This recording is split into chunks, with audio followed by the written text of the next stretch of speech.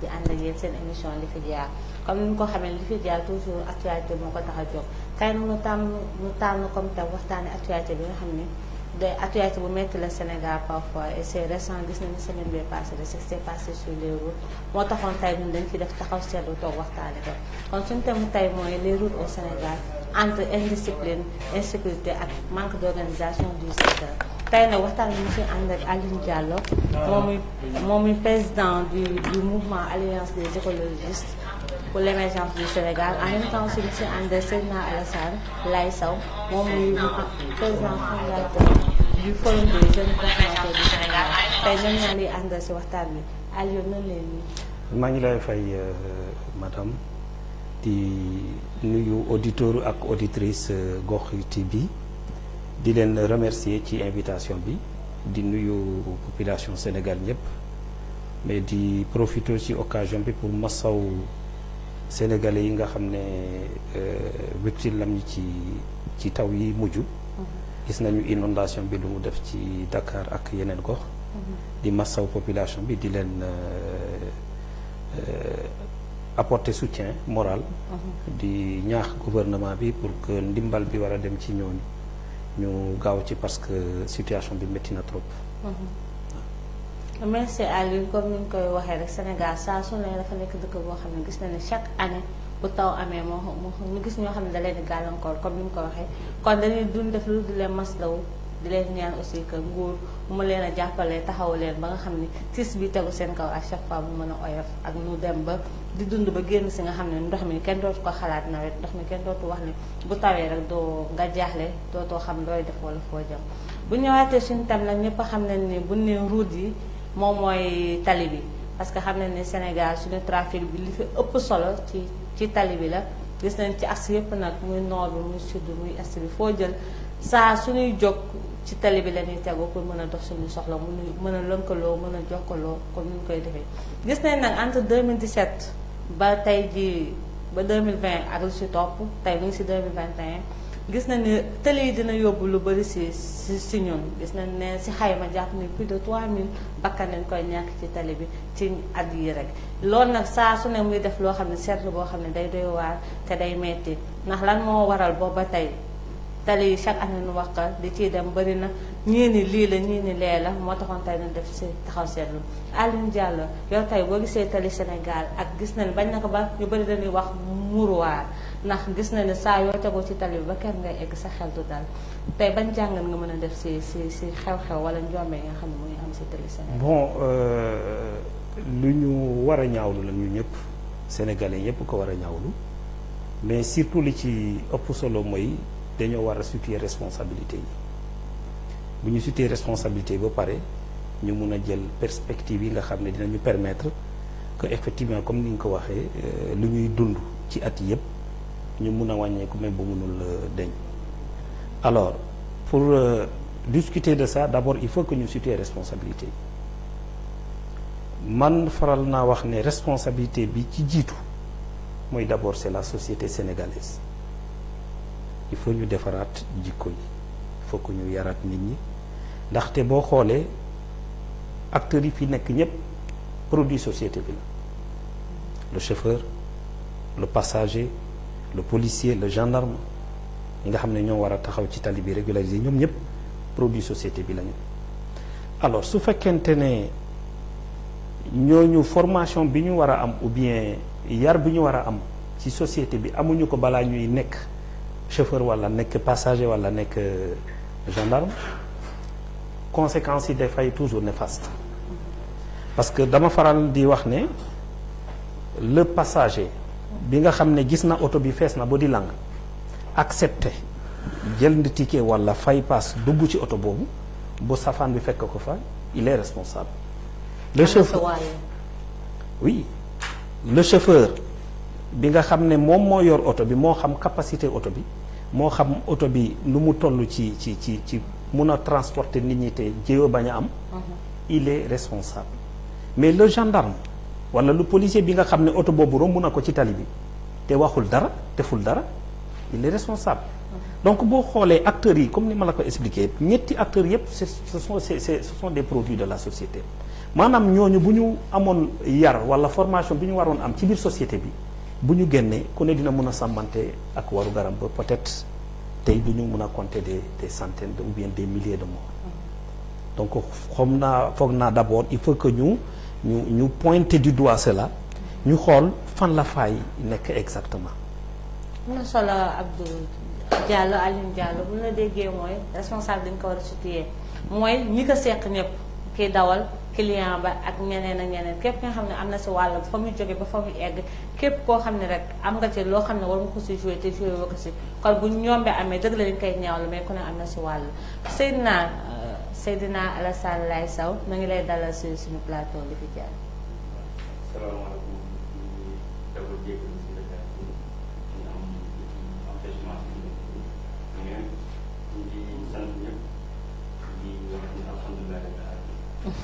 merci ñun aussi ñëpp xam nañ ni yoon ni moom Sénégal nu mu bindoo surtout bu taw amee kenn ku sañoon da ngay teew à l'heure mais yenn saa yi moom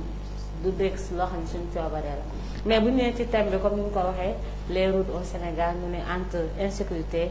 indiscipline wala manque d'organisation fii Alioune commencé mooy situer les responsabilités nee na ñun ñëpp am nañ ci wàll yow mi nga xam ne yow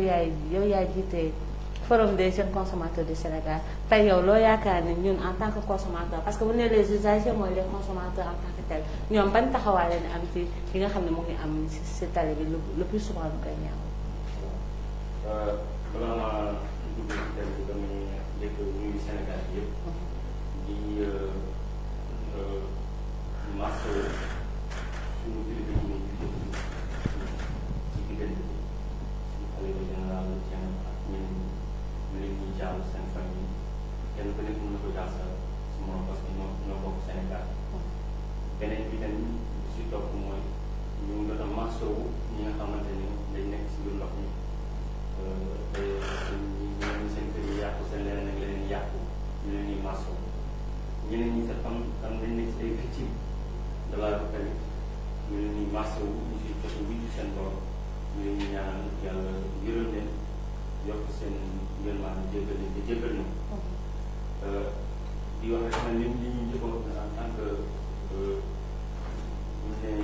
représentant des consommateurs ñun ñooy forum des jeunes consommateurs du Sénégal en même temps am nañu beneen bànqaas ñu nekk ñu fanaan ko ñu forum national des consommateurs du yow di wax ne ñu ñëpp ay responsable que ce soit état bi ñeneen nag nous sommes tous des responsables mais responsabilité yi dafa nekk par niveau kenn ku nekk am na niveau boo xamante ne wala sa responsable xool la nga war a def boo ko defee keneen def li mu war a def lu ñuy dajee rek kon yaakaar naa ni problème yu bëri yi ñuy wax nit ñi du am ci tamit mais ñàkk a def suñu warugal moo waral d'une manière globale am dañ jël benn thème rek indi ko insécurité routière mais secteur boo dem yaa problème waaw secteur boo dem Sénégal y a problème moom la ñëpp ñu bëri di wax nu ni c'est un pays boo xam ne tout est urgence tout est priorité parce que loo jël domaine boo jël am na lu bëree bëri loo xam ne mën nañ ko si wax wala mën nañ ci def taxaw seetlu mais bu ñëwee comme tey on parle des routes tey dëgg la les responsabilités sont partagées dañ koy nangu ku ne am na si wàll ku ne am na si loo xam ne waroon na ko def xëy na defewu ko mais bu ñu ñëwee si li nga xam ne mooy wàllu ñi nga xam ne noo bokk secteur bi ça veut dire que tey bu ñu nee secteur bi à part les usagers am na ñoo xam ne nooy les premiers responsables mooy ñi nga xam ne noo yor oto yi bu ñu nee chauffeur yi wala ñu transporteurs yi am na ñu ne foofu la problème bi amee parce que da am loo xam ne plus indiscipline la que ñàkk maturité. bon comme ni ma ko waxee bu jël benn rek man dama situé responsabilité yi mais boo xoolee problématique bi chose bi mooy état bi il nous faut un état fort. il nous faut un état. il nous faut un état fort. ça veut dire que état tey fu mu waroon taxawee dafa des. non dama ne c'est-à-dire xam nga dama njëkk ne société bi dafa feebar. si société boobu boo xoolee acteurs yi fi nekk ñëpp foofu la ñu sokkeekoo. alors quand il y a des problèmes pareils il faut que ñu situer les responsabilités état mooy le premier responsable ndaxte état mooy defaral route yoon yi état moo koy defaral état mooy joxe permis état mooy autoriser oto daw état mooy régulariser circulation te foog naa gis nga jàngoro yi ma lim nii jàngoro yi ñëw nekk ci joxum permis jàngoro yi nekk ci autoriser auto circuler jàngoro yi nekk ci régulariser circulation bu ñu ko mataloon accident yi wàññeeku parce que si on permet n'importe quelle voiture de circuler on permet n'importe qui d'obtenir un permis de conduire on permet le policier de faire ce qu'il veut à la route parce que mënuma concevoir auto yi accidenté ci yoon bi yëpp mënuma concevoir fu ñuy déparé ba fu ñuy accidenté rombuñu un agent de sécurité kon quelle est la responsabilité de cet agent de sécurité boo xam ne auto bi romb na ko à heure X dem à heure X def accident est-ce que xalaat nañu loolu donc à mon avis le problème il est entier c'est un problème d'État il faut que l'État règle ce problème-là définitivement mais madame ñan ñooy am permis de conduire au Sénégal il faut voir ces transporteurs-là fan la ñu déparé la majeure partie c'est des jeunes qui viennent nekk di raxas oto boo koy génn bu sàcc benn oto jàmbur commencé di kari bu commencé mokkal tuuti rek gis benn mbokkam jox ko xaalis kooku dem wutil ko permis mais kan mooy koy délivrer permis bi c'est l'État beneen bi am nañu visite technique comment on peut concevoir oto boo xam ne nee nañu visite technique bi am baax na mu dem ci diggi tali bi ponom bi éclaté wala mu am une erreur technique bu accident am ci te ñu ne kii présenté na visite technique bu normal y a problème quand la population quand il y a des problèmes au niveau de la société il faut impérativement que état bi jël ses responsabilités que le contrôle sur les routes soit strict xam nga sénégalais dafay riir dafa am riir bu njëkk bateau le Joola fekk nañu fi 6 mois après benn auto surchargé wu mais on est revenu à la même situation après à chaque fois il faut que ñu am un problème sérieux pour que nit ñi yëngatu ñu jéem a taf yëngal après c'est fini on revient à la situation initiale donc moi personnellement je dis d'abord je ne dégarde pas la responsabilité du passager parce que man mënuma taxaw ci tali oto fekk ma muy fees boobu di lang ma dugg ci je ne le ferai jamais je suis un agent Dakar Dem Dikk xam naa bu baax li ma lay wax te aussi il faut que les chauffeurs soient formés madame ce métier-là c'est un métier noble il faut que les chauffeurs soient formés xam nga ban question ngeen war a poser wu mais Dakar Dem Dikk dafa bokk ci circulation ci transport Sénégal je touche du bois vous avez une fois entendu un accident aussi grandiose de Dakar Dem Dikk et pourtant nous faisons toutes les régions tous les départements du Sénégal aujourd'hui dañ ko couvrir ñuy couvrir réseau urbain bi mais posez-vous les questions pourquoi ñun yàlla ñu musal ci yooyu te gis nga màggalu Touba à chaque fois il y a des accidents mais nous à chaque màggal de Touba il y a plus de 200 bus qui convoient vers Touba mais parce que chauffeurs yooyu dañu leen former chauffeur yooyu balaa ngay dugg balaa ñu lay jox oto nga dawal dañuy xool ban permis nga am mun nga dawal fukki at nga ñëw Dakar Dem Dikk dañu lay former 6 mois 3 mois ba 6 mois pour nga mën a dugg ci circuit bi et là-bas aussi les chauffeurs sont sanctionnés boo defee erreur boo xam ne ça dégage de tes responsabilités dañu lay sanctionner mais fii les chauffeurs ils font du n'importe quoi kenn du leen sanctionner. am na solo fi Alioune di waxee mooy dëgg la état mooy premier responsable mais kenn ku ne li la dénk war nga see am na si taxawee liy ñëw ci loo xam ne am na solo mooy permis bi d'abord ni ñuy amee permis bi wax na ko c'est un processus boo xam ne ñëpp a xam nañu ko fan lay commencer ba fan lay egg et permis boobu nit ki am na fu muy jaar waru fa jaar bu fa jaaree est-ce que war na am permis ndax Sénégal ay at a ngi nii on dit que dañuy réformer le code de la route dañuy xoolaat permis mais à chaque fois ci gis transporté dañuy yóbbu nañu déet et pourtant on voit que toujours njombee day kon ne di am et loolu mënoon a nekk loo xam ne c'est un moyen de dissuader ba nga xam ne ko war a dawal doo dawal wala booy dawal di nga am amee conscience xam ne yenn infraction yi boo ko defee am na la su fekk loo xam ne sanction bu dur lay nekk. xam nga ñun suñu problème toujours mooy que politicien toujours mu ngi xalaat nañ ko war a nu mu war a faloowaatee dafa am secteur yoo xamante ni politiciens yi dañ ko ragal mais bu ñu war a appliquer la loi elle ak réglementation war ko organiser duñ ci dem à fond réforme yu bëri ñu ngi fi réforme am na ci secteur transport am na réforme bi fi ne waaw mais amul application surtout moom muy régulier yow naka nga mën a gisee chauffeur biy dawal te mënul la liiral tableau buy daw code de la route ñu defar ko benn tableau maîtrisé mënul la ko liiral kon nag il faut que ñu changer doxalin bi nañu xool ni leen ñuy former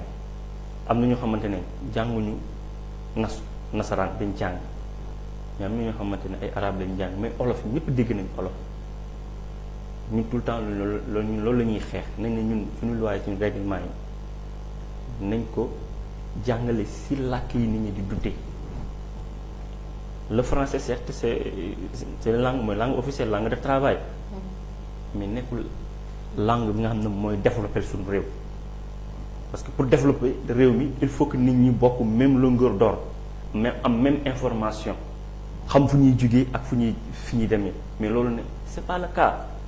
parce que te njàngum français bi handicap la ci ñenn ñi te yenn secteurs yi gën a am solo ci Sénégal ñi ko yor yëpp jànguñu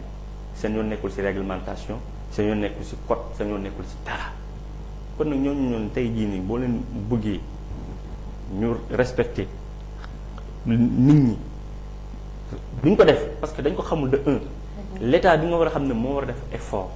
pour fexe kooku noonu xam li muy jëflante nit ñi lan la nekk tegu ci yoon l'état deful mission deful ci effort parce que moom dafay jàpp ne loolu perte du temps la ci moom tey jii bu ñu xëyoon tey fii super yeeg oto yu bëri daw fii 90% service day mine si xamu leen nan lay def kon ba am service mais ñun ay sane lijjanti rek xamul leen. yenn saa oto romb la ci tali bi nga ne oto bii comme ni ko Diallo waxee léegi fan la jaax naa romb policier ndax kii wóor na woon yow boo xoolee rek ki woto daw. mais pourtant boo xoolee si kii bi taf na Macron bi ne am na visite technique. tey jii oto boobu tey boo ko immobilisé woon yóbbu ko pour mu passé waat visite technique oto boobu bu demee du génn mais policier bi contrôle bu gisee moom mu am Macron bi ne am na visite technique wala am na assurance moom foofu la mu ne. techniquement moom mënul gérer wul loolu moom dafay xool ndax conforme na këyit yi ak kii bi conforme na si loolu lay nekk mais techniquement ñi nga xam ne ñoom ñoo war a gérer loolu ñoom ñoo war a matal li ñu war a def mais lépp nag dañ koy centrer si l'état l'état moo défaillant si mission bi mu war a seq ak nit ñi. kon d'accord nañu si ñëpp ni état moo fay. parce que moom ñun ñëpp mënuñu nekk ay policier ñun ñëpp mënuñu nekk ay ministre mënuñu nekk ay président dañoo organiser wu tënku ci ay loi ak ay règlement jël benn groupe jël kenn président de la république fal assemblée nationale ne ko falal ñu mu fal ay directeur rek ay kii pour ñu doxal ñoom buñ doxalul dara du dox parce que ñoom ñoo war a appliquer loi buñ ko feewul appliquer nit ñi nu muy doxee mënul dox. kon foog mu am état boo xam ne dafa responsable dafa fort ba nga xam ne bu sanction jotee day sanctionné bu mesure yu jotee da koy jël sans mu mën a yamale ñëpp xam nga wax ngeen ko léegi mooy le ministère nee nga politicien le plus souvent yenn question duñ ci xuus parce que dañuy ragal parce que kii électoral bi la ñuy bàyyi xel parce que gis nañ ni ay réformes engagé nañ ko gis nañ ne ministère du transport législation bi ak réglementation bi mu ngi fi di xaar mais ba tey mënuñu nekk en phase avec moom monsieur Diallo et y a blocage quelque part si niveau transporteur yi la wala si niveau état moo pareegul pour dem vers ces réformes concrètement. bon effectivement xam nga politique dafa ànd ak masse. Souvent comme ni monsieur Sow waxee même si c'est je ne suis pas d'accord à 100%, politiciens yi les politiques ñoom bëgguñu ñenn ñi mer mais. bëgguñu ñenn ñi mer wala bëgguñu kenn mer. non bëgguñu ñenn ñi mer parce que si par exemple ce sont ces masses là ñoom bu ñu jëlee des mesures des réformes bu ko appliquer ils ont en face d'eux des masses qui défendent leurs intérêts personnels bu dee ñooñu la ñu dagal dañu ne bëgguñu ñooñu mer. effectivement mais en réalité faluñu leen pour ñooñu bañ a mer dañu leen fal pour ñu servir le peuple sénégalais. ñooñu ce n'est que une partie infime de la population. donc bu ñu naree jël ay mesures pour ce peuple là je pense que c'est pas des syndicats ou bien des groupes de personnes réunis quelque part moo leen war a permettre de reculer. moi personnellement bon je ne vois pas le problème sous cet angle parce que vous savez État c'est un système mais un système qui puise ces éléments où dans la société xam nga faral naa wax benn mbir gis nga le directeur général bu neewee at tuuti mu am 35 ans sinon 40 ans 45 ans jëm kaw nga nekk directeur général donc avant 45 ans avant ngay nekk directeur général tu étais sénégalais yaa ngi ci biir société sénégalaise. ci bas peuple bi nga jógee. ci bas peuple bi nga jógee alors vous pensez que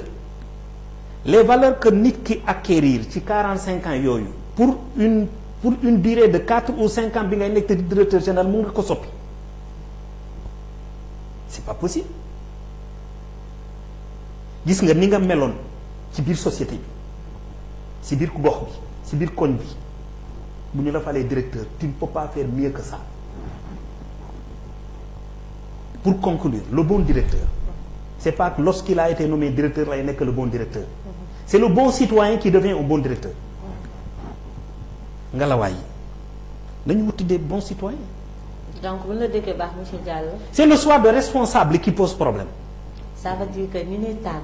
di leen teg si yenn secteurs très bien pour ñu doxal li ñu war a doxal si ñoom la def. c'est là où se trouve le problème. et là la population est entièrement responsable. parce que nous ne sommes pas exigeants. non c'est parce que c'est nous qui choisissons ces gens-là. mais quand on vote le président Macky Sall. c'est nous. les députés qui sont dans nos quartiers les députés qui passent la nuit avec nous. qui les ont votés c'est pas nous. ça veut dire que ñun nee nañu ñii ñoo ñu doy. mais mënuñu ñëpp ñooñu ñu ne ñoom ñoo ñu doy ba pare ñu toog ba pare après ñu nekk di leen ne ñi donc dañu xoolaat suñu bopp. bu ñu déggee monsieur Diallo Alassane da ko delloo ci askan wi. c'est problème société sénégalaise bi la. parce que ñun nooy tànn ñun nooy dénk. te ñi nga dénk à l'image de li nga leen dénk mënoo xaar leneen lu dul di nekk si ñoom parce que wax na c'est un problème de comportement lu nekk si yow. mooy loo jàngal mënoo ko tëri. donc y a un problème d'éducation et de comportement qui fait que ñi ñuy tànn wala ñenn ñi ñuy bëgg ñu yor yenn responsabilité du ñu méngóog lan war a mel. bu ñu déggee bu baax. voilà bu mu déggee comprendre naa ko bu baax parce que des fois mu indi casquette politicien bi mais teewul nous sommes des politiques li mu wax dëgg la askan bi mooy tànn mais bu heure yi nomination jotee président muy choisir ñenn ñi mais souvent critères de nomination yi ñuy choisir des fois dafay faussé parce que boo jëlee tey mu koo xamante ne profilam pour directeur fenn wala capacité de management rem demewul noonu nga jël ko jox ko benn poste ndaxte am na électorat ba war a capter foofu ça pose problème. donc ça veut dire que calcul politique bi parfois moom mooy faussé parce que ñun askan bu ñuy fal di choisir dañuy fal ñoo xamante ne leer nañ bu ñu àndee kii seen dinañu avancer loo suñuy mbir dana tax Sénégal jëm kanam yaakaar lañ ciy am parce que nit ñi dañuy tanante des fois nga fal koo xamante yow mi ko fal te yaa ko tane yaa ko gën foofu fa mu nekk yaakaar ngay am si moom léegi nag bu président ne choisir nag ba jël nit teg ko fenn kooku ngalawaay quelle que soit sa capacité politique ak noo mën a mobiliser doxalal li ngay war a jiital mooy intérêt réew mi naa fexe ba réussir liñ ma jox parce que yow si boobaa dañ ciy gagner doublement diñ si gagné avec l'affection du peuple nañu xam ne yow mi compétent nga lañ leen doyee man nga ko ba pare gën a am confiance auprès du président de la République parce que président li ko gënal mooy ki ko indil électorat ba pare di ko indil ay résultats économiques kooku président bi gis kooku di ko bàyyi muy jàll mais bu fekkee ne koo xamante ne moom indil na ko résultat électoral mais électoral pour du côté social économique bu jëm ci askan bi mu am foofu manqué loolu tamit dafay nekk problème ci population bi moo tax le choix des hommes daf ci am solo mais bu responsabilité ñëwee rek ñun le président la ñuy njëkk a joxañ ne moom mooy responsable parce que moom moo ñu choisir kooku indil ñu ko kon souvent ñun moom la ñuy joxañ nañu xoolal nit ñi indil ñi nga xamante ne ay résultats lu war a jëriñ askan bi dong mën a tax a jóg mais pas ay politiciens pour gën a mën a garder parce que bu ne bu président gën a yàgg foofu rek man fa ma nekk mu gën a baax parce que maa ngi ko indil ay résultats politiques ñu loolu soppuñu ko. soppuñu ko bu ñu déggee mooy dañu war a bàyyi xel am na yenn choix yoo xam ne askan bi la mais am na yoo xam ne ci loxo jiitu réew bi la nekk kon war na fexe ba nga xam ne mooy ñu bàyyi xel si kii indi résultat di primer que si le quota électoral comme on dit. maintenant monsieur Diallo bu ñu ñëwaatee dans le débat wax nañ que soutenir les responsabilités wax na ni choix des hommes mais yow si beneen côté boo xam ne dëgg la ñoo ni léegi ci aspect mooy technique bi. que parfois oto yi duñ ko maté parfois dañuy màggal wala y a des déficiences techniques yoo xam ne am na si ba nga xam ne ñooñu sax waruñu circuler kon bu ñu circuler y a problème mais yow c'est beneen côté bu ñëw parce que ñu bëri nañ les causes d'accident dëgg la am na ñu ne ñàkk yàlla mais aussi am na lu ci nekk lan c'est-à-dire que conditions yi chauffeurs yi nekk parfois c'est délicat parfois duñu am nelaw bu doy parfois duñu am repos parfois dañuy gëmmeentu wala ñu jël ay garab nekk sous traitement y a beaucoup de facteurs yoo xam ne day dugg en jeu ba nga xam ne xëy na njoomte dina am te fekk sax du seen coobare. oui effectivement chauffeurs yi am nañ ci part de responsabilité parce que comme li nga wax léegi gis nañu ay chauffeurs yoo xam ne dañuy drogué wu pour nekk peut-être selon leur entendement pour nekk à l'aise am ñoo xam ne dañuy sonn te duñu noppalu am ñoo xam ne parce que versement dañuy daw am na ñoo xam ne indiscipline notoire la parce que ku doublé nit bu dajeek beneen oto kooku mënuñu ne dafa gëmmentu mënuñu ne dafa sonn alors ñàkk a respecté code bi moo koy indi non je vais vous dire une chose 80% des chauffeurs ñoo gën a xam code de la route c'est respecter ce code là mooy problème bi dama lay jox benn exemple xam nañu ko mais duñ ci tënku léegi loolu mus naa joteek benn chauffeur du ma fa wax compagnie bu mu nekk mais mun na maa mat papa ñu ngi ci biir oto bi muy daw mu ñëw ba un certain moment mu seen police mu profité ci diggante bi takk ceinture bi ma xool policier bi xool ko ma xam ne policier bi moom mat na ko bàyyi moom mi chauffeur bi mat na ko bàyyi la première chose qui m'est venue en tête que kii xëy na am ci këram ci doomam yi bàyyi na fi moroom chauffeur bi donc pourquoi aujourd'hui il a fallu que moom mu gis chauffeur bi pour mu takk ceinture pourquoi un père de famille boo xam ne état dafa laa yaakaar yow pour nga yar sa njaboot nga yar sa famille tu te fais corriger par un quelqu'un koo xam ne sa moroom doom la te loo xam ne mënoon nga ko éviter y a problème madame. oui ça veut dire y a problème. ki état yaakaar pour que yow sa njaboot nga teg ko ci yoon yow nga ñàkk a tegu ci yoon bu si sa doom sa moroom doom moo lay interpeller ci tali bi di la corriger di la verbaliser di la laaj xaalis parce que tout simplement li nga waroon defoo ko. Ça correspond à quoi en réalité? Alors donc il faudrait une fois encore que ñu xoolaat suñu société. Chauffeur bi produit société bi la. Le policier c'est le produit de la société. Le passager produit société bi la. li ñu waroon am ci société bi pour ñu mën a mat citoyen dëgg bu ñu ko amoon le passager du gis oto bu fees ba di lang dugg sa le chauffeur du xaar ba policier morom doomam di ko interpeller yoon bi di ko kàll-kàlle comme xale le gendarme dina xam ne fii ñu ko teg mooy na ko na teg affaire yi mu nekk ci yoon mu tegu ko ci yoon mais le problème est réglé mais une fois encore ma ne su fekkente ne yooyu yëpp fayit na le seul responsable c'est l'État du Sénégal parce que moom kese moo am doole pour imposer nit ki mu tegu ci yoon moom kese moo am force légitime pour ne diw doo fi jaar boo fi jaaree dinaa la def ni ou bien boo ci daaree lii moo la ci fekk bu demee ba ñu toll foofu ñoom nañu jël seen responsabilité ñu xool ñan ñooy joxe permis ak nan la ñu koy joxee ban oto mais est-ce que xam ngeen lu tax accident bu def il faut mu am ay ñide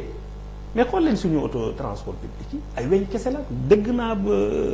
benn waa ji di ko wax keroog si barki dem ci benn émission weñ kese la te la première chose bu accident amee mooy oto bi day mokk nan la di nit di mucce donc foofu on revient sur les voitures qu'on utilise pour transporter les gens foofu nag quoi qu'on puisse dire nos opérateurs nos transporteurs ils ont une part de responsabilité foofu madame man depuis ma dugg Dakar je suis de Kolda depuis ma dugg Dakar en 2000 Ndiaga Ndiaye rek lay gis car rapide mais où sont les propriétaires de ces voitures là où sont les fonds qu'ils ont captés de la population sénégalaise durant toutes ces années là pour pouvoir renouveler leur parc automobile et qu'ils ne le font pas yow da ngay encaisser rek li la intéressé mooy ne que chauffeur bi comme tu viens de le dire à la fin de la journée mu ñëw verser joxe la chauffeur bi moom tamit il a tout l'esprit sur le versement la qualité du service ne l'intéresse pas le passager man li ma intéressé mooy nan lay yeggee marché HLM parce que foofu lay amee li may yóbbu sama kër effectivement même bu oto bi feesee ba di lang sama yu nekku ci essentiellement sama objectif la naka atteindre Vous l'égoïsme. donc foofu il faut que vraiment l'État prenne ses responsabilités pour que ces gens qui ont des permis de transport oto dafay am amortissement boo jëndee oto boo ko utiliser boo nga am li nga ko jëndee woon te nga nekk ci service public il faut pas que les gens oublient le service transport bi ñu privatisé la c'est un service public état bi moo leen ko dénk donc état daf ko war a contrôler pour que ñu mun a tourner cette page macabre là parce que là les choses dont elles progressent sama ji c'est acquis. Alassane dafa ñëw si point bu am solo mooy le parc automobile sénégalais ay at a ngi ne gis na ni état dafa na say effort def 5 ans coow lu bëri mu wàccuwaat 8 ans waxuñu sax ñuy dugg instant bi mais yi fi nekkoon gars yi sax am na yenn saa yu toll kaka defaroon sax est-ce que muy dund ci ba tey ça veut dire que oto yi màgget na màgget goo xam ne kenn mënu ko sax jéggi na dayoo mais sénégalais bi mën na investir mais mënul instant bu amaatee lu mu soxla comme ni nga ko waxee renouveler waat investissement moom le plus souvent day kii et loolu le problème c'est les transporteurs. mooy li ñu wax les transporteurs xam nga tout le temps li ñuy def lépp dañ koy jël tegaat ko ci kaw état parce que bu defoon le contrôle qu'il fallait faire régulier normal oto bi leer na ne durée d'amortissement bi passé na mu gaari jël oto bi nangu ko. mais sénégalais yu bëri xamuñu amortissement. ñoo la ko gën a xam kii lijjanti ay millions yu dul jeex. est-ce que xam na ni ci boppam ni bu eggee benn moment bi il faut. xam non moo la ko gën a xam kuy liggéey xaalis am ay oto lu toll ak ay fukk oto am ay ñaar fukki oto ay ñeent fukki oto jëm kaw moo la gën a xam ne amortissement la mu jënd woon oto bi jot na ko moo la ko gën a xam. mais da nga fekk ne fii Sénégal da ngay nekk ci benn secteur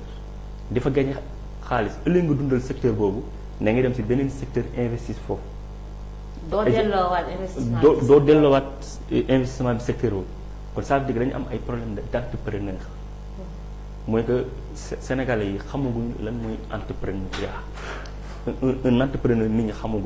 xamaguñ ko te état bi taxawaay bi mu ci war a gën a taxaw. pour nit ñi xam lan mooy entrepreneur mën a respecter la entrepreneuriat boo si nekk naka la war a doxale da nga gis kuy gagné fii xaalis après nga pare nga dem jënd ay immeuble teg ñu si bëri nag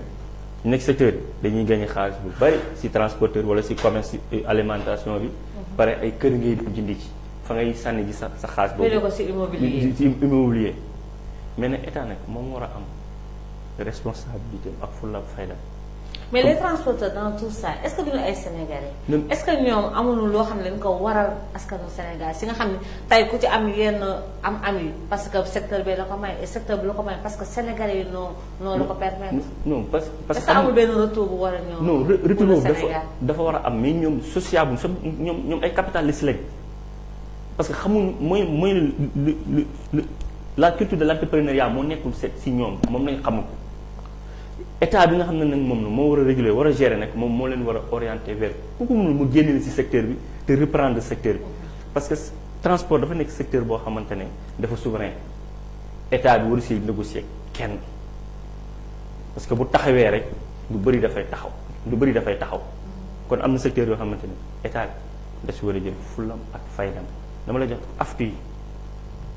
financement bi am na kaar yoo xamante ne leneen na kaar yi da ngeen gis ñuy daw ñu waratuñ daw kaar yoo xam ne ñu ngi weng bi nga rek xool pono yi rek nga xam ne am nga ñuy def dañuy ñëw dindi si yenn sièges yi pour que nit ñi gën a mën a taxaw xam nga ci sànq mi ngi wax naan bu accident amee day métti ndaxte bu ñu jëndee oto bu bees dañ koy modifier waat dañuy dindi ki nga xam ne mooy système de protection yi nga xamante ne mu war a protéger nit ñi dañ koy dindi pour gën a mën a am place bu yaatu changer banc yi xool bërki démb laa dem Mbour. loolu dootul conforme au trafic urbain. dootul conforme dootul amati benn sécurité barki dem laay dem dugg ci militaires yu bees yi xam nañu moo remplace 7 places yi xam nga 12 places la mais chauffeur bi yokk na ci ñetti Versailles. pour rek moom mu gagné plus. ñetti Versailles. mais xooluñu confort. yoonam nekk ci client confort bi xooluñu sécurité client ba yokk na ci ñetti Versailles. ba pare on a payé 2500. or ko waruñu ko woon fay ba pare sa bagage bi nga yor dañ la koy fayeeku loo pour wan la yu bëri yu nekk si ki nga xamante état bi parce que bu fekkoon ne balaa moo départ un contrôleur taxaw na foofu. et vous aussi foofu ci point boobu yéen ñi nga xam ne ay kuréelu consommateur ngeen lan mooy seen taxawaay si genre. ñun yooyu yëpp parce que foofu aussi war ngeen fa mën a wax am loolu fu ngeen tax. non ñun yëpp bu ñu ko jëlee dañuy jëlee réclamé xam nga li ma constaté ni barki démb ñun après dañ koy bind envoyé ko site mais yooyu pour ñu matale ko c'est tout un problème parce que dañuy xaar réunion conseil d'administration parce que am na ñu fa représenté. bu ñu nee ñu mën koy exposer mais tamit da ngay bu ñu ñëwee ñu wax leen ne nanga mais duñu sanctionné. xam nga ñun mënuñu sanctionné ñoom ñoo war a mën a sanctionné mais léegi ñun fexe nañ xeex nañ ba le consommateur léegi am na loi boo xamante ni dañ ko tuddee loi sur les prix et la protection du consommateur. nga xam ne léegi jox na consommateur mu am benn pouvoir bu bees mooy que tey képp ko mënta séqal bu la neexee nga yóbbu ko tribunal. est-ce que loolu sénégalais yi yegg nañ leen. nga xam ne tey jii am nañu droit bu ñu gisee loo xam ne c'est pas conforme ak li war a am ñu dem. voilà léegi nag fi ñu toll nii dafa des lu ñuy wax décret d'application pour que loi bi gën a officiel ñun ñu ngi xeex pour ñu boolekaat lu ñuy wax code de la consommation. pour que consommateur bi gën a am taxawaay. ñu mun ko protéger mais bu ñu paree foofu noonu il faut que ñu fexe nag ñëpp xam ko xam nga tey am na ñu bëri xamuñu ñoom seen loi lu mu leen may ak fu ñu war a dépasser dañ koy tayal kenn ki day ñëw si ñun def réclamation. ñu war a ànd ak moom pour def procédure bi mën a saawaay problème temps laay am est-ce que doo ma ko loolu tam problème la. tey ma jox la ba aftu yi man léegi man nangatuma dugg ci aftu yi parce que prix yi ñuy appliqué nii. c'est pas le bon tarif. aftu yi te pourtant c'est ñuy réguler xam na ko ñoo la gën a xam ne depuis le 22 janvier 2009 bi ñu arrêté tarif yi ñoom dañ dawal quelques mois la ñu modifié waat ñoom imposé ko nit ñi xam nga bu njëkk ba amoon na passe 100 francs. ba léegi am na petite section ba xam nga ba léegi am na. 125 amoon na mais léegi amatul. waaw 150. léegi dañ éliminer 125 def ko 150 175 108 yëpp fii Dakar yëpp 8 sections la 100 francs 125 150 175 200 225 250 275. mais léegi da ngay gis ba 550 ñu koy fay fii Dakar. muy jàmmalaay Bambilor état bi di ko gis muy sétude. te wax si dara te paa yi nga xamante ne ñoom ñoo yor monta yor transport ba xam ne li ñuy def du yoon. mais di nga xam ne dara du leen si fekk comme d'habitude. voilà tey jii man dama doon dugg si ñëw ma fay fi ma war a jëm section 2 ma fay 125. waa ji di ko jël mën na ko jàddal police wala gendarme bu la gën a jege. ñi nekk si kaar bi si boppam. mais ñu naan sama waay ngir yàlla wala sooy juróomi dërëm def ñuy tartel bu xajee seen bàmmeel bàyyi leen ko bàyyil ma fay. parce que foofu noonu xam nga lan lay interpellé mooy ñun le plus souvent suñuy àq ak suñu yelleef xamuñu ko parfois sénégalais bi xamul ni am na ay droits yoo xam ne moo ko moom. buñ ko laalee lu mu ndaw mais 25 bu ko xeeb parce que 25 boo liggéey. mais alal ju bari la alal ju bari la. c'est important Diallo fi Alassane ñëwee mooy déséquilibre bi am ci secteur bi. da nga gis ni groupe yi bëri na ni fii boo fi duggee même tranche bi da ngay fay 100 francs 150 boo demee ci beneen mu fay beaucoup plus alors que ñun ñu ay sénégalais lañ alors que ñun si li nga ko wax service public lañ ne plus encore y a le transport irrégulier comme on dit ñi nga xam ne ñoom fu leen neex bu événement amee wala bu leen neex amee amul benn régulation parce que ñoom sax boo demee amul benn këyit boo xam ne normé na leen sax foofu nga def transport yéen gis ngeen que y a une concurrence qui est là avec yéen on dit que état ngeen nekkal moo tax le plus souvent li ngeen mën ñoom mënuñu ko c'est un prétexte pour ñoom aussi di yokk di lu mel nii. prétexte bu rëy la damay reconforter monsieur Sow si irrégularité bi mu souligné léegi te effectivement comme ni mu ko waxee kilifa yi ngànk tata yi daal les transporteurs. xam nañu c'est illégal aftu yi ñi lu war a régler affaire bi xam nañu c'est illégal la population elle-même xam nañu c'est illégal mais maintenant léegi ñëpp a xam ne c'est pas légal.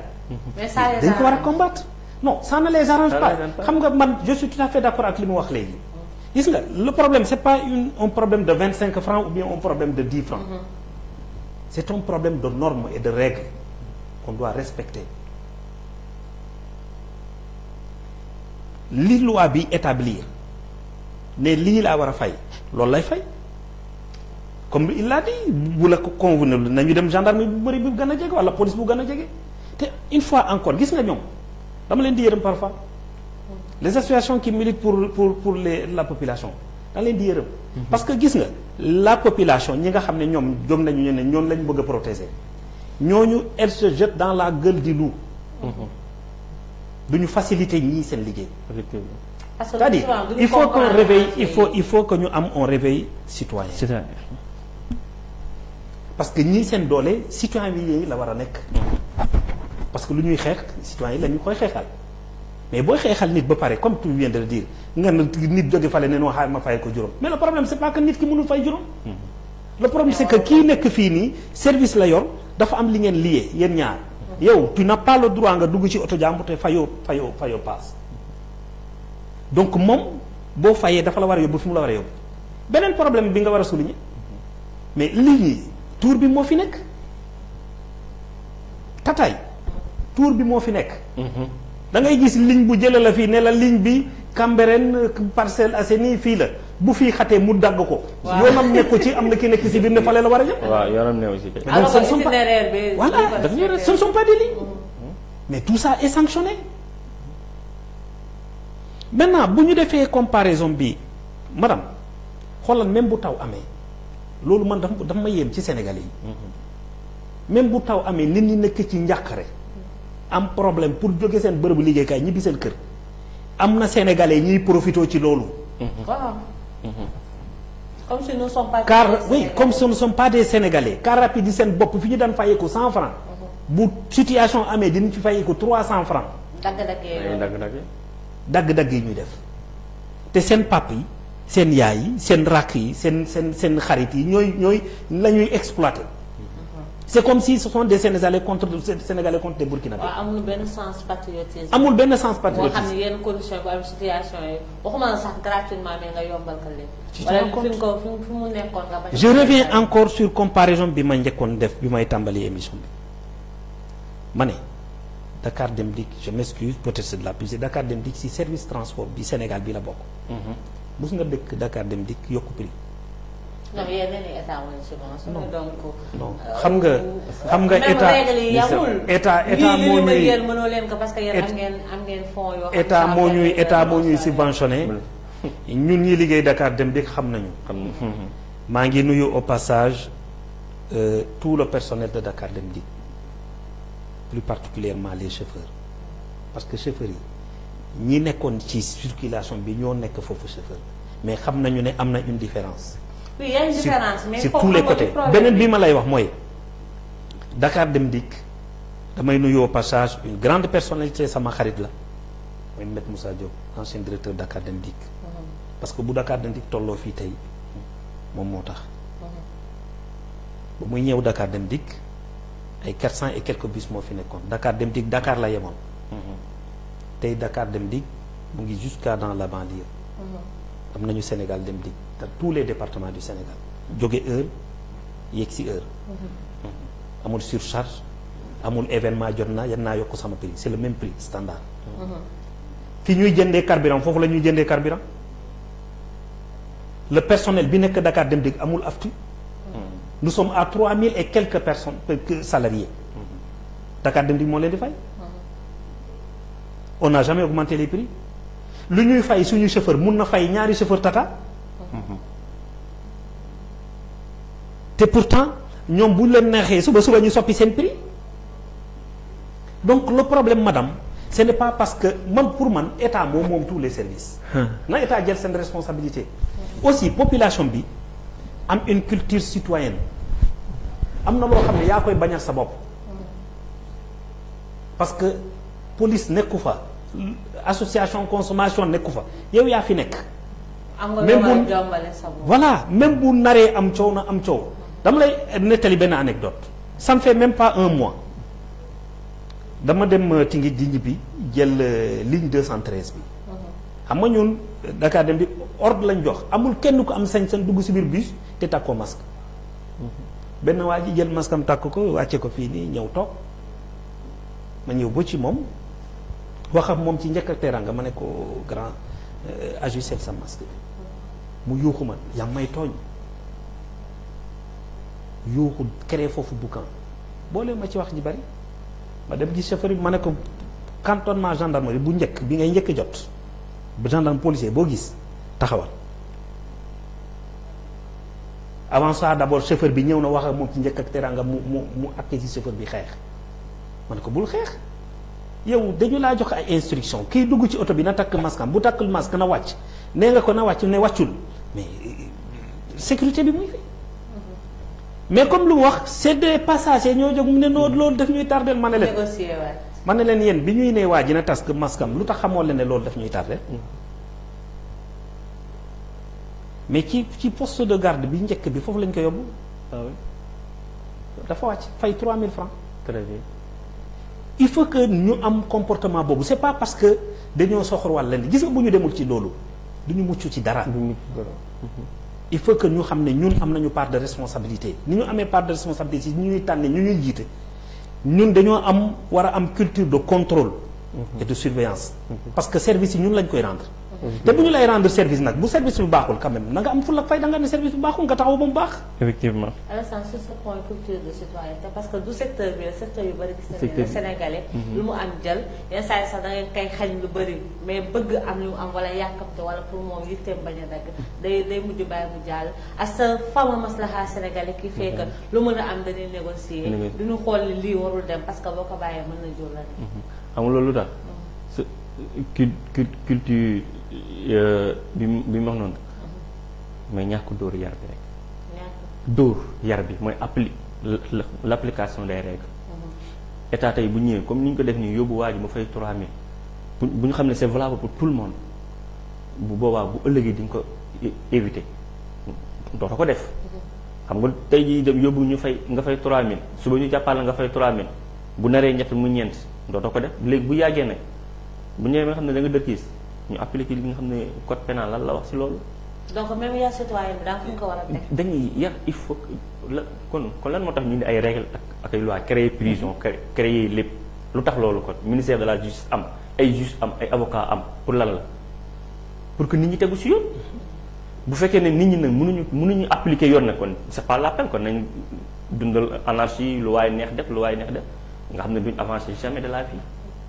duñ avancer jamais de la vie. toujours recommencement lay nekk. recommencement nit ñi pour ñu yar leen am na lu fi teg pour mu yar leen muy loi yi ak règlement il faut les appliquer parce que mënuñu nekk benn groupe nekk fi di imposer état muy jàll ñëpp di gis muy jàll. bu fekkee ne tey transporteurs yi xëyoon nañu wax benn wax exemple le service public ñu suñu état yi dañoo dooleel lu service public. même la notion de service public ñi ko xam bëriwul. waaw parce que. ñoo service public rek mooy administration wala. non mais xam nga y a des secteurs clés muy santé muy transport ce sont des services publics. mais ça dit que état bi d'accord dooleelu dafa am benn moment wax na dañu dem ba si yàgg service public na sa xay Sénégal xam nga libéral forme libérale dafa am sama benn grand moom libéral bi en 2000 bi président Abdoulaye Wade di nekkee président mu ne ma vraiment je suis désolé ñun Sénégal heure bi dafa teel pour ñu am président libéral. pareeguñ ma la mun a wax noonu pareeguñ parce que tey bu ñu ñëwee administration li mu waroon am doole dootu ko amee doole. moom dafay jéem a jublu pour jéem a doole secteur privé pour dooleel Sénégalais mais ñun tollooguñ amaguñ niveau Sénégalais comprendre guñ loolu. Sénégal li ñuy wax la politique alimentaire da leen yóbbu ba nga xamante ne tout le temps fu ñu toll dañu yaakaar dañu war di bootu. te bootu boobu nag mu ñu indil musiba bii ñu nekkee nii service public Sénégal dañ ko war a dooleel ñëpp xam nañ ne service public société nationale yëpp dañ am problème employé y a pas effectif amu fa mais fu war a jël par exemple 100 ñu def fa 20 mais kooku mënul efficace. pas jaamu am ay gap. non day am gap dafay yéex mënul liggéey ne état bi recruter doole service public bi man tout le temps loolu laa ñu naan Dakar dem dikk le secteur transport état bi ne leen renforcer lu mu leen mën a renforcer. et ñoom ils ont un problème mooy dëgg la ñëpp rafetlu nañ seen comportement mais doyul. gis na ni le problème de Dakar dem dikk mooy oto yi parce que. li tax nit ñi di dem apti da ngay gis ne même boo demee li ngay fay moo gën a cher mais di nga dem ci benn durée dans 10 minutes mën nga am. benn bu la yóbbu alors que bu dee ñoom nag tu peux rester temps boo xam ne parfois. loolu am na day métti aussi. mais loolu am na. mais moo tax mën na ravitailler comme ça doit se faire. excuse-moi loolu am na mais ñoom seen quel que soit alpha ñoom seen liggéey moo gën a efficace. parce que te lu ñu yéex bu ñëwee ñu dañuy respecté itinéraire bi. ñuy am comportement même seen biir carré am na caméra boo fa jotee tey nit boo leen demee dañuy teg. waaw dañuy teg caméra bi xool lan moo leen jotale. loolu yëpp am na si. mais par rapport ak yeneen secteurs yi lu la neex la ñuy def pour ñoom dañu yaakaar ne daal. ki yor kaaram teg ko si dële yow la neex ngay def sa yoon nekku si loi ak ay règlement koo si wax si mun a non man sama yoon nekk man sama xaalis laa yor au départ le modèle financier bi amoon AFTI pour lancer ko en 2005 mais charge sociale yi ña fay liggéey c'est respecté wuñu ko seen ration yi ñu leen doon war a jox ak seen pass yi yëpp dañ dem si respecté wuñu ko loolu indi woon jamono yee passé AFTI ña fa doon liggéey am di kaas. waaw mooy seen grève la. seen grève yooyu mais loolu bu fekkee ne un état fort mu doon veiller à ce que loolu am di contrôler lépp kon loolu du am. est-ce que ñooñu ñu ngi fay taxes ni ñu war a fayee taxes ñooñu ñu leen war a auditer parce que financement yi ñu def l'argent public lañ jël financer leen. c'est du son xaalis. donc dañoo war a rendre compte. dañu war a rendre compte c'est l'argent public yéen nag bu ñu jëlee ne argent public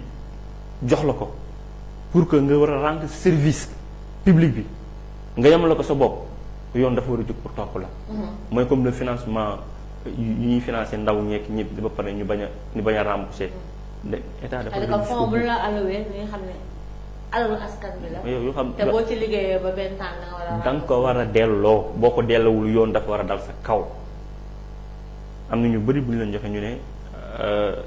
ay fonds politique la état du topp.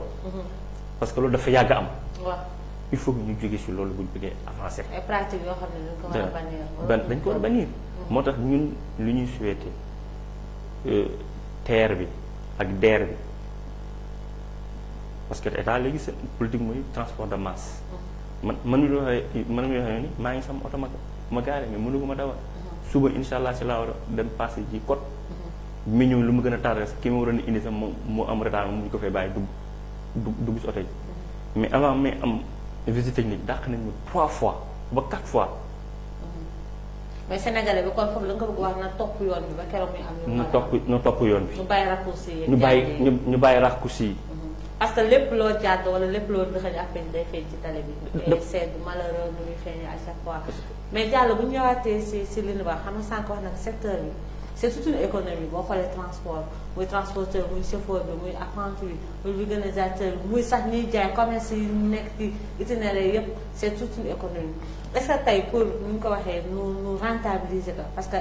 terre bi nu ñu ko waxee lu Sénégalais yi wax day tuer l'économie de transport bi nga xamoon parce que dañ ne boo xoolee nu muy ravitailler même si c'est vision paysane c'est économie de masse transport de masse mais nit ñi duñu gis bopp ñoom ñu xool mooy ñu muy dundal comme que économie la day bëri ñu muy dundal est-ce que kon jarul kon nu xool nu ñu koy allier le progrès wa nga xam ne ñii dañ ci ko ne di gis seen bopp te le secteur va mieux se porter que ensemble. Vous avez parfaitement raison madame. damay évoquer benn waxtaan bi ma musa amal ak ancien directeur u Dakar Dem Dikk pour te dire am nañu ay nit ñi mën liggéey te bëgg a liggéey benn jour mos nañu toog di waxtaan parce que de jour boobu dafa amoon prix gendarmerie nationale moo ko joxoon benn prix ma ñëw di ko féliciter mu ne ma est-ce que xam nga ban vision laa am ci transport Sénégal ma ne ko noo xaw ma mu ne ma fi ma boo tey ba ma ñu dénkoon transport Sénégal fi may njëkkee d'abord salaire misérable yi chauffeurs yi ak receveurs yi nekk ci dans le secteur privé di ci am te loolu laa doon njëkk a jóg ak stress bi ñu nekk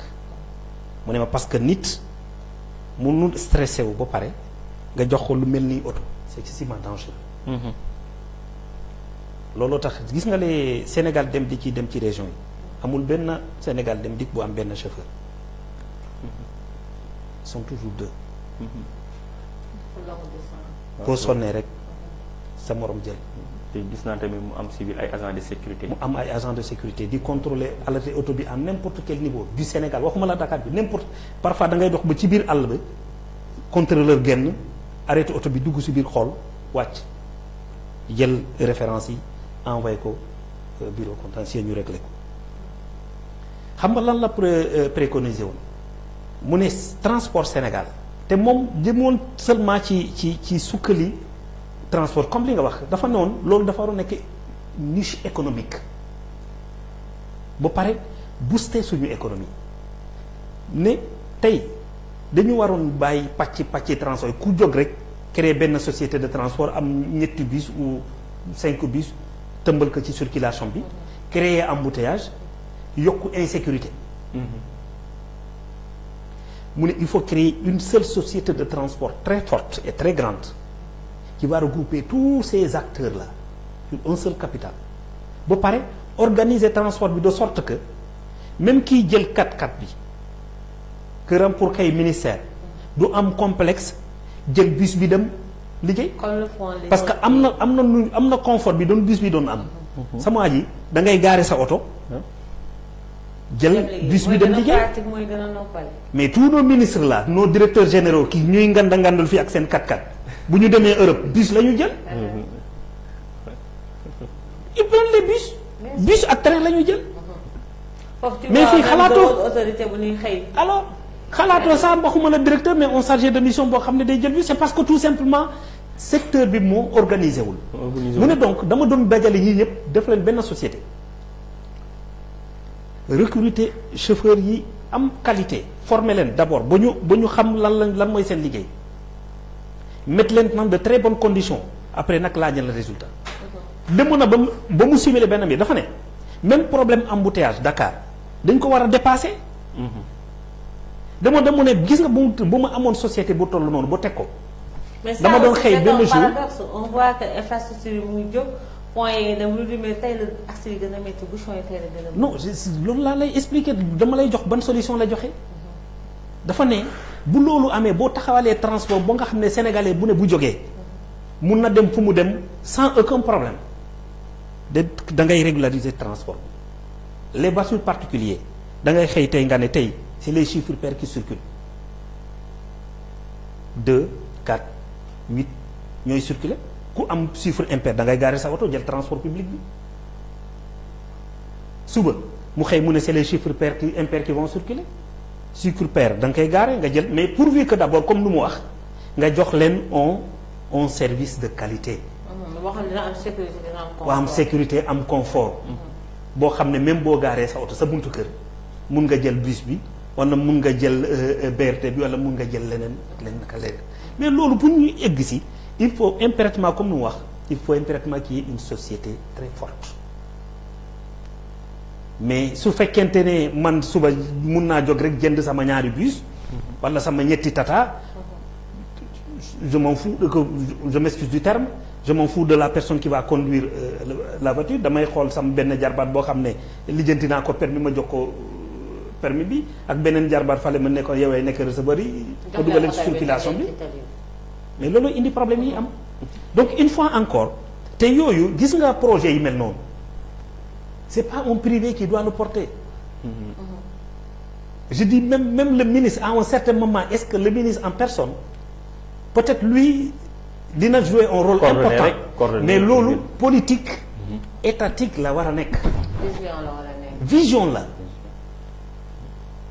vision la da ngay ñëw nga xam ne transport mooy le nœud de l'économie dem ak dikk la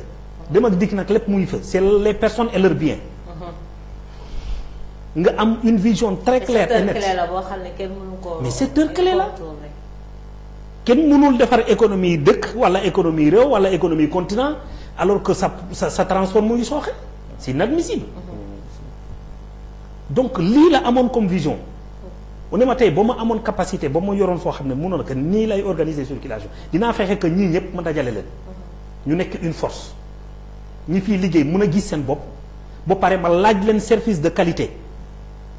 su boobaa on règle définitivement le problème du déplacement des personnes mais on règle aussi le problème de l'embouteillage il avait parfaitement raison te loolu c'est faisable. c'est bien faisable. donc vision la et loolu c'est faisable. on a besoin de ce type de vision pour nous dem ci kanam. te beneen aussi fi may daanale mooy mënuma concevoir Ndiaga Ndiaye depuis juddaguma mu ngi fi. car rapide bu léegi xam nga man lan laa xaaroon tey ñooñu. ñu nekk des géants du transport Sénégal. ñuy wax ne tey Ndiaga Ndiaye moo installé cette usine de montage fii. de sorte qu'au moins chaque 2 ans ñu mun a renouveler seen wala chaque 3 ans ñu mun a amortir seen bay renouveler mais su fekkente allez-y interroger les gens ngeen xool tata yi nan la ñu leen di defaree. dem leen vérifier ko. mais ça c'est pas le cas du Sénégal mais je pense que c'est la sous-région qui est comme ça. non usine de montage dem si. dama ne anam boobu noonu pour usine de montage bi nekk fii di defar tataay. dem leen xool seen matière première bi fu mu jógee. ma saa ci wax la ci. gis nga Ndiaga Ndiaye yi màgget yi. waaw seen feeraay la ñuy jël di ruuyaat ko toggaat ko. modelé waat ko produire ko en tata. loolu mun na yàgg loolu mënoon na nekk ba leen. loolu mun na yàgg c'est inadmissible. et l'État laisse faire encore. mais on ferme les yeux sur tout ça.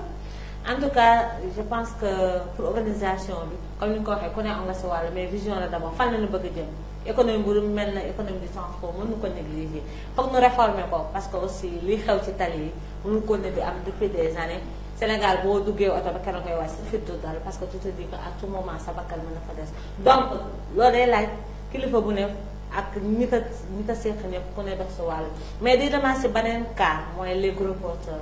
parce que dañ doon wax Ndiaga Ndiaye tata urbain bi interurbain bi mais les gros porteurs aussi représentent un danger suñu route yi gis nañ ce qui s'est passé semaine passée à Kaolack avec les camions maliens et gis nañu aussi li mu jur comme et c'était pas la première fois gis nañu tension yu mu suscité après gis nañu réaction yi amoon dans les médias est-ce que aussi ça c'est responsabilité Sénégal wala c'est la sous-région c'est une responsabilité état la ba nga xam ne les gros porteurs est-ce qu'ils sont obligés de partager les mêmes axes que les autres? Non xam nga dans un pays bien organisé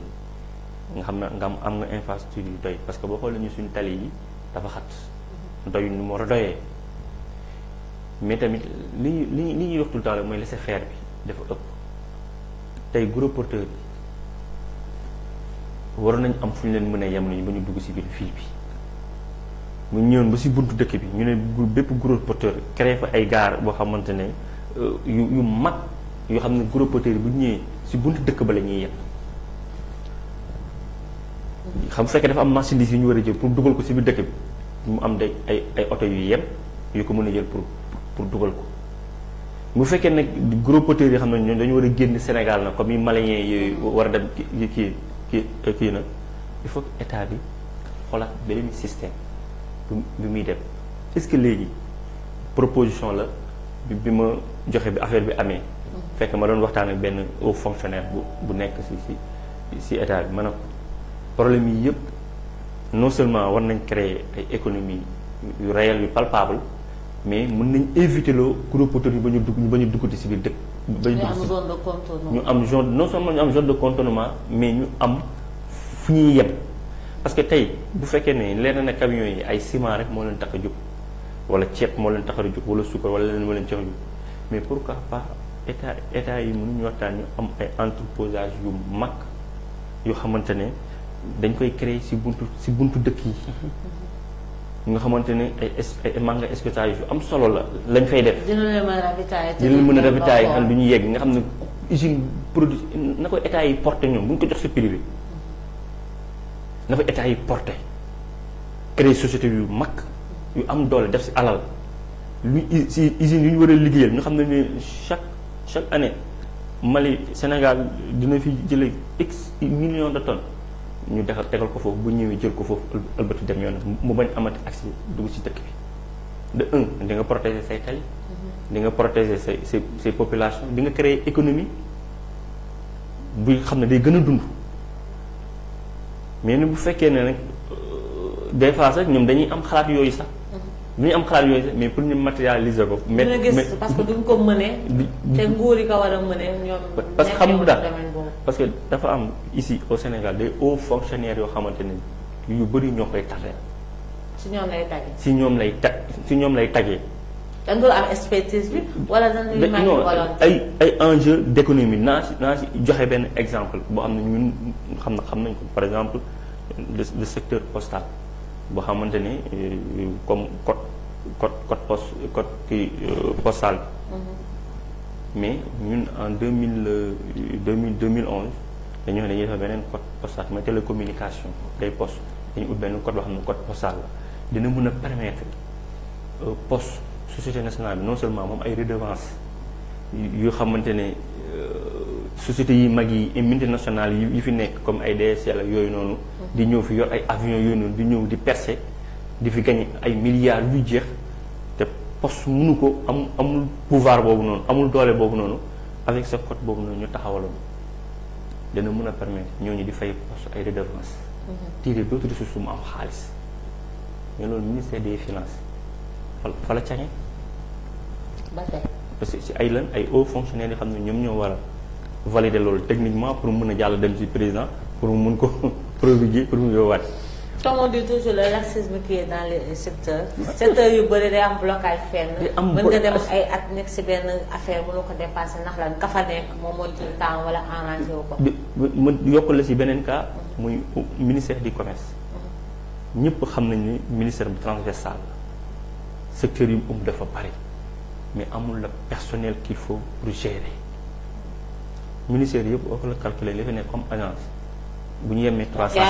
y a encore un problème de ressources humaines. dafa énormément problème de ressources humaines lu mu yenu dafa bëri mais amul ressources humaines bi ko war bu ressources humaines amul ay.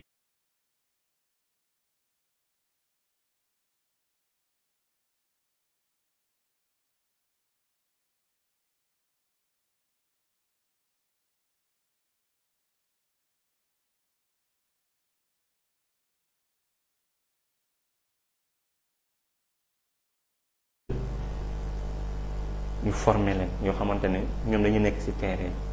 di surveiller bu ñu gisee loo xam ne c'est anormal ñu signaler ko ñooñu ñëw def verbaliser on était d'accord ba mais ay fonctionnaires yu nekk foofu ñoo ko bloqué. parce que ça les arrange Ça pas. les arrange Toujours pas. c'est la notion de patriotisme qui manque suñu dëkk yi. Maintenant Diallo xam nga nous sommes dans la zone CEDEAO te ñëpp xam ne libre échange la ñuy wax ñu ne circulation des personnes. alors ça revient encore au problème de réglementation benn bi wax nga ko mais pourquoi ne pas créer des contournements dans les grandes villes si par exemple il ne peut pas parce que li ñu waroon njëkk a exiger mooy que ces gros porteurs là dañoo war a am heure bu ñu war a daw. ba leen circuler au même moment que la population c'est pas possible sinon les accidents là on peut pas les limiter. c'est inadmissible. même yeneen accidents yi xool leen bu baax soit ñu ne la Ndiaga Ndiaye bi dafa taseeg camion. wala dafa taseeg bus loolu rek ngay dégg. te bu doonee camion le dégât est démesurable.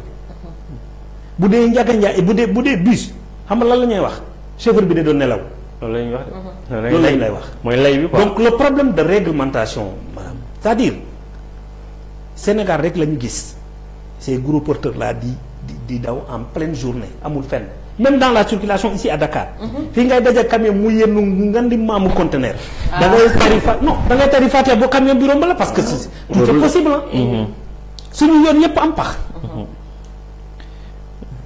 alors xoolal la réglementation ce que cela devrait nous donner. Le transport public mais waruñu dépasser 20 heures qu'on se dise la vérité dans un pays organisé à partir de 20 heures on arrête. transport public. De 20 heures maintenant ba 5 heures du matin les gros porteurs là on les permet d'acheminer la marchandise mais comme l'a dit monsieur Sow. Les gros porteurs ne devraient pas accéder n'importe où. On devrait créer des entrepôts à l'entrée des grandes villes. Non seulement on va limiter les accidents, mais comme il l'a dit, on va créer une richesse, on va créer des emplois. Parce qu'en ce moment, on serait obligé de trouver une autre link entre les dépôts et les centres urbains. Pour faire le ravitaillement. Pour faire le ravitaillement et autres. Dans le problème bi boo xoolee ba ci biir suñu problème bi yëpp discipline la ak organisation. Discipline, organisation. Si on parvient à régler les deux problèmes, tout est réglé. am na solo mais waxtaan bi am na solo mais li ñu xaymee woon presque ce temps mu ngi jeex. et gis nañ ni dafa nekk sujet boo xam ne c'est important parce que li mu tënk moo bëri. et dafa metti ci xol à chaque fois ñu gis suñu yoon yi. bakkan yi ci rot waxuma la bakkan yi rot mais ñi ci jógee ak ay gaañu yoo xam ne après da leen di topp seen gàllankoor leen seen dund yëpp. moo tax à chaque fois foog ñu ciy def taxaw seetlu à chaque fois ñu ciy wax. Alassane tey looy ban message ngay lancé de manière générale ñi nga xam ne secteur bi moo ko bokk ak les consommateurs yi nga xam ne yow ñoo ko jël. voilà man pour mottilwaale foofu rek même boo xoolee même léegi si ñun Médina bi ñu dëkk am na kër yoo xamante ne léegi nit ñi borom kër yi seen kër yi si suuf lañ koy def ay dépôt yu yaatu léegi conteneurs yi dañuy dugg ci si biir. si biir koñ ñun loolu suñ koñ di wàcce si foofu n'importe quelle heure bu ñu xasee bu dugg secteur boobu rek c'est fini secteur boobu bouché na di damm poto lampe yi dem seen yoon. parce que ñoom ni ñu toll mun fu ñu station la day non problème la ñu xam nañ conteneur nu mu toll kon ça veut dire que foofu du seen place il faut que nag autorités yi jël seen responsabilité lu mënul nekk warul mën a nekk parce que sécurité doomu aadama moo ëpp solo fuuf yenn enjeu économique yi parce que nit ki xam ne moom moo war a def économie moo war a dox économie boo ko affaire bilee wala nga kii ko amatul njëriñ li ñuy appel bi ñuy lancé rek mooy tout d'abord ñuy remercier tout le mouvement consumériste lu ko dalee suñu doyen ci kaw Maître Masson kan ñoom Mama Ndaw ñoom Jean-Pierre Dieng nga xam ne ñun depuis 30 ans am nañ mérite ñu fi nekk di xeexal Sénégalais yi ñu ngi am ay résultats yu bëri yoo xamante ne sax dañuy toog ba si yàggale mu dal seen kaw duñu xam naka la résultat pourtant rek ñoom ñoo ko doon xeex si taabal yi guddi ak bëccëg mais nag am na loo xam ne nag état nag moo ko war a mottali te ñu dañ nekk population boo xamante ne politiciens yi dañ leen yóbbu benn péeri yóbbu ba nga xamante ni li nga xam ne mooy l'essentiel tout le temps daf la ñuy rëcc mais li ñuy wax ñu delloo ci seen xel rawatina ndaw ñi ñun ñuy woo encore ndaw ñi une fois mooy que ñu gën a jug taxaw te xam ne Sénégal bi ñoom rek ñoo ko mën a defar 65% de la population kooku boo ko réew mu nekk réew moomu war nañ éveiller te war nañ mën a am recherche humaine mu mën a doxal lu bari ma la ñuy wax ñu gën a góorgóorlu gën a intéressé wu l'affaire de la cité ne serait-ce que bu ñu waree dem defi politique nañu defi politique rawatina ci processus électoral bi ñu nekk ni dama leen koy lancé nañ dem inscrire ji ci liste yi dem jëli seen carte ba pare bokk ci gestion municipale yi nekk ay candidats la dynamique ñu nekk ay candidats dem rente ji yor poste de décision yi pour mën a changer les choses parce que il est temps que les jeunes xam seen bopp xam ne ñoom dañu war a bokk ci réew mi dañu war a jege fi ñuy décider mais boo toogee tout le temps ñuy décider à votre place lu la ci dal nag yow voilà di leen di remercier di sant monsieur Diallo bu baax parce que te ñëpp xam nañ ne c'est un fonctionnaire mais teewul laal na baaraam bi fa mu ko war a laale di wax état du Sénégal na renforcer Dakar Dem Dikk parce que te tey jii privé bi lay transporteur privé la bu la neexee ñu xëy gaare seen oto sànni seen oto mais Dem Dikk mënul loolu mais bi dafa am mission d'obligation pour transporter nit ñi kon nag état da leen war a gën a dooleel di leen jox seen xaalis yi ñu yor yi mu leen di yoral surtout ñu xam merci madame Ba ok d'abord damay dellu tuuti ci ginnaaw ma jaale la umma islamique jaale sénégalais yi jaale confrères yi Laayeen ak confrères yi Thiénaba ci ñaari kilifa yi génn àdduna temps yi passé di jaale encore la famille écologiste bi ma bokk man man écologiste la parce que ñàkk nañu temps yi benn écologiste bu mag di professeur Pape Meissa Dieng nekkoon professeur à l'université Gaston Berger nekkoon le président de Agir pour l'environnement nekk en même temps un membre de Global Green un écologiste très engagé boo xam ne sur le plan national et international il est très connu parce que ñun ak ñoom ñoo organisé woon le Global Green en 2012 fii au Sénégal di ko jaale di jaale la famille écologiste di ko jaale Aïda El Ali nga xam ne c'était son compagnon di ko jaale Djibril Diop di ko jaale ñoom madame Ba ñoom Cheikh Diop ñoom Michel Perlo Malick ñi nga xam ne ñun ñoo bokkoon benn équipe en 2012 bien avant 2012 di xeex di protéger notre environnement yàlla def tey mu wàññeeku di ko jaale di jaale famille am di ko jaale aussi état du Sénégal parce que vraiment c'était un professeur émérite au niveau de l'université Gaston Berger di ñëw nag ci appel bi nga xam ne boobu la ñu war a def mooy nekk man dama gëm ne comme li ma ko waxee sànq discipline ak organisation kese moo ñu mun a génne ci jafe-jafe bii ñu nekk te discipline dafa am processus d'abord nit pour mu discipliné wu dafa am étape yi mu war a jaar boo yarul sa biir kër munoo yaru ci mbedd mi boo yarul ci mbedd mi munoo dem yaru ci poste de responsabilité bi boo nekkul citoyen avant ngay nekk responsable munoo nekk responsable ba pare nekk citoyen c'est le citoyen qui doit être responsable loolu lay lancer appel ci suñu njiit yi te képp ku ñu teg ci poste na xam ne poste boobu ñu ko teg pour askan bi la d'abord gis nga le président Macky Sall mus na wax benn wax bu am solo loolu dafa ma marqué ba léegi c'était en 2012 en ce moment il n'était même pas encore président mus nañu bokk benn réunion mu ne nit boo jàngee boo am lijaasa bu gën a rëy ci àdduna bu ñu la denkee buntu douche buntu toilette du moins bul xool nekk man lijaasa bii laa am denk nañu ma buntu toilette bi mais li nga war a xool mooy ne que bis bu ñu ñëwee pour évaluer la ci buntu toilette bi nañ ñu gis résultat ci buntu toilette bi li war ñu jëlee la foofu buntu toilette yóbbu la si gën a kawe foofu ñu denk la responsabilité boobu donc loolu dafa am solo. maanaam ce ne sont pas les diplômes xam nga lan moo ñu manqué patriotisme. patriotisme parce que boo kilee bon xam naa dañ may ne dama mais boo gisee may jël toujours référence Maître Moussa Diop c'est un avocat. bi muy ñëw Dakar dem di dañu ne woon wu Dakar transport bi yàqu na parce que avocat la ñu jël gis nga xamu ci dara mais gis nga patriotisme bu mu amoon moo ko permettre def résultat yi mu def parce que c'est le directeur boo xam ne dimanche da doon sol tenue dem raxas bus di bokk ak nit ñi di raxas bus yi di nettoyer dépôt yi mun na dugg ci benn équipe de nettoyer ba ngeen wàccu ngoon te du ngeen xam ne sa directeur bi ngeen nekkaloo c'est le seul directeur boo xam ne bi mu faloo ba muy wàcc il n'a jamais changé de numéro musul am numéro privé je défie quiconque yéen nii mun naa leen jox numéro bu ngeen génnee fii léegi vous l'appelez au téléphone il vous décroche ou bien après il vous rappelle même en plein service 1h du matin tu l'appelles mu wuyu la nga xam ne kii dafa doon nelaw nga souligner ko un problème tant que réglé ko du nelaw voilà des gens qu'on doit responsabiliser te loolu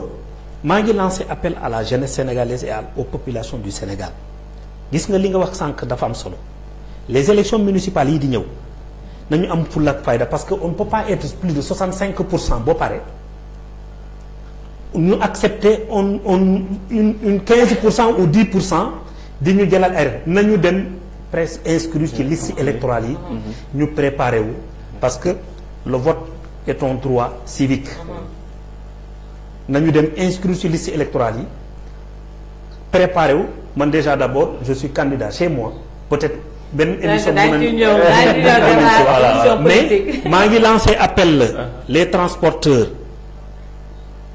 et surtout man fi may weeru mooy les